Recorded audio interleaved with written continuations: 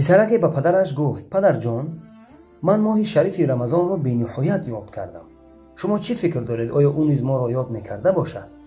پدر در جواب: بله پسرم، اون نیز ما را بی صبرانه یاد میکند. به همین خاطر است که همه ساله 10 روز پیش از وقتش می آید.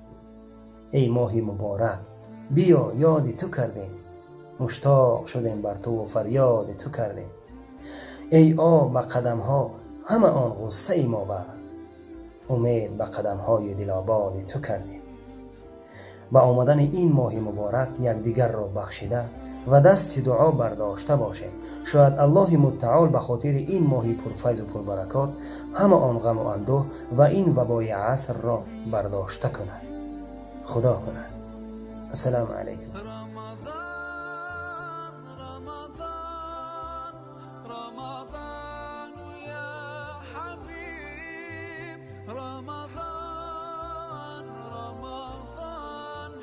ليتك